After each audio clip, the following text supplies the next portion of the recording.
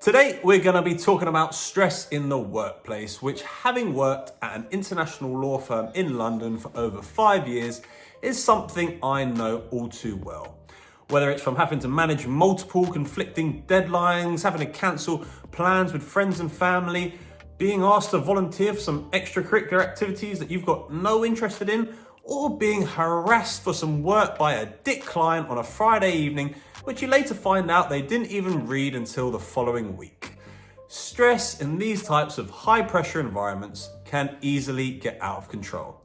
But today we're going to be talking about how to manage this stress, and I've got 3 practical tips for you as well as 3 mindset shift tips.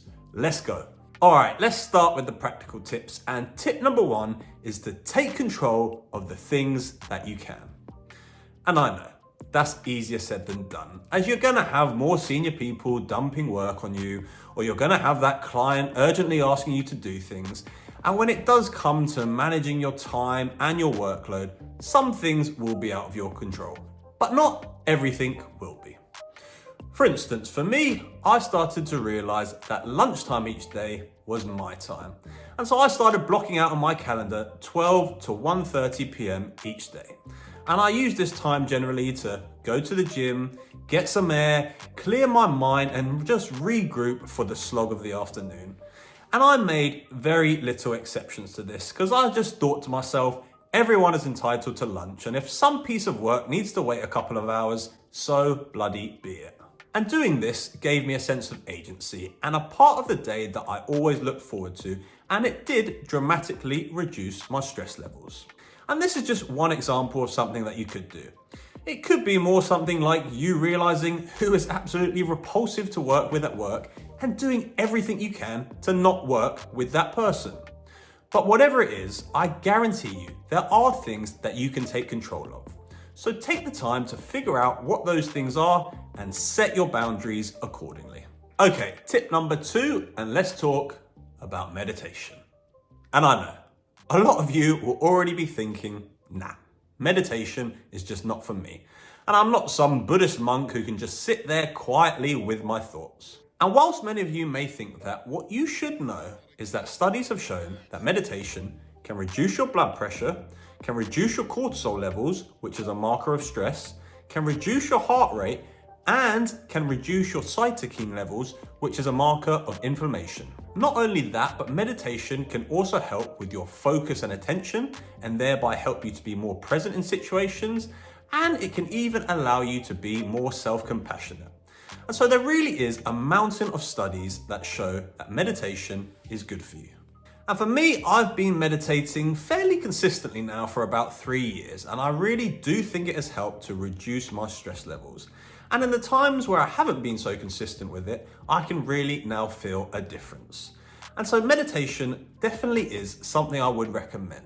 And I use the Waking Up app by Sam Harris, which I think is really great as it has a 4-week tutorial on how to meditate. And then there's also other daily meditations and courses that you can follow. Okay, final practical tip, and we have to throw exercise into the mix. Because exercise is not just about staying fit, it is about maintaining your mental health too. As exercise releases endorphins, which are natural mood lifters, it helps with your sleep, boosts your energy levels, and because of all these things, yes, reduces your stress too. In fact, out of all the tips I'm gonna give, exercise really is the best thing you can do. And it is really night and day in terms of how I feel if I don't exercise. But I'm not going to harp on too much about exercise because you probably already know how important it is. You just got to do it, no matter how busy you are or how many excuses you can come up with not to. And this is not to say you need to become some absolute gym rat, but just find some form of exercise that you enjoy and do it regularly. Whether it's yoga, running, or even just dancing around naked in your kitchen, I guess. But yeah. Get your body moving and feel the stress melt away. Hey guys, quick one. If you're enjoying this, please do subscribe to the channel. It would really help. All right, now that we've covered the practical tips, let's shift gears and talk about the mindset changes you can make to manage your stress. And firstly, what you need to understand is that it's not the events of your life that make you stressed, it's how you respond to them. And once we understand that, we can hopefully see that stress is all about how we perceive the events of our lives. And since in reality we can control how we perceive the events of our lives, we should also be able to control our levels of stress. And again, I appreciate some of that is obviously easier said than done. And I'm not just going to say to you that all you need to do is to just choose not to let things stress you. But I definitely do think that there are certain mindset shifts that you can make in terms of your perception of things that can dramatically reduce the stress that you feel. For instance, say you send an email at work to the wrong person.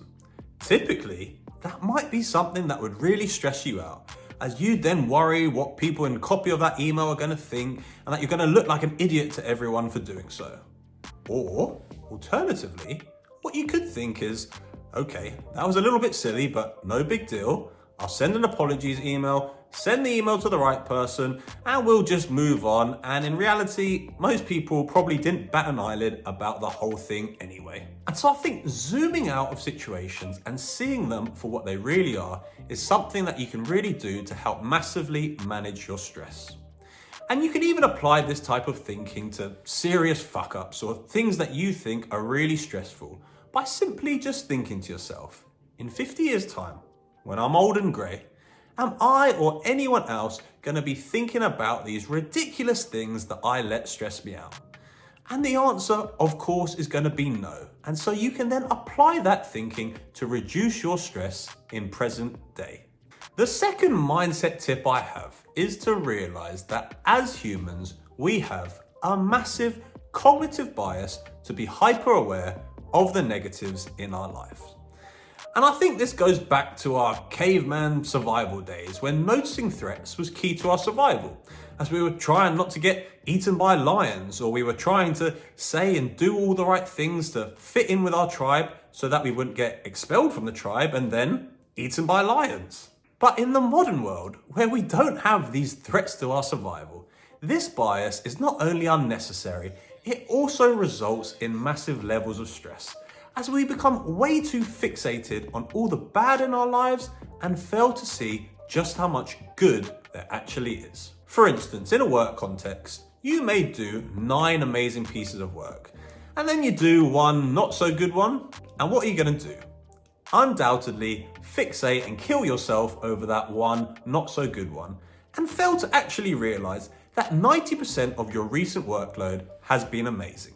So the key is to recognize that this cognitive bias does exist, and to just remind yourself about all the positive things that you will have going on in your life. And doing this will help to balance your perspective and reduce your stress. Now, my final mindset shift is a simple one, and it is just to be not so hard on yourself. And this is something that I massively struggle with in many aspects of my life, as I often think that I have to be this perfect individual and have all the answers to everything, and I can't say a word out of place. And I think in particular in these fast, high-pressure work environments, there can even be this heightened perception of these sorts of thoughts. But the truth is, we're all humans. We all have our strengths, and we certainly all have our flaws. But instead of crippling ourselves over the little mistakes that we make, we should focus on having a lot more self-compassion and self-love for ourselves, quirks and all. And the truth is that as long as you're doing your best with whatever the thing may be, that is enough. And you should rest knowing that at that given time, there is no more that you can do, which in turn should help alleviate your stress levels. So there you have it, my top tips for managing stress in the workplace. As a reminder, take control of the things that you can, practice meditation, get some exercise, change your perception of the events of your life, recognize your cognitive biases, and be kind to yourself. If you can do all these things, I am confident that you'll be able to handle anything that comes your way. If you found this video useful, give it a thumbs up, comment below, and don't forget to subscribe to the channel. Thanks very much for watching, and I will see you in my next video.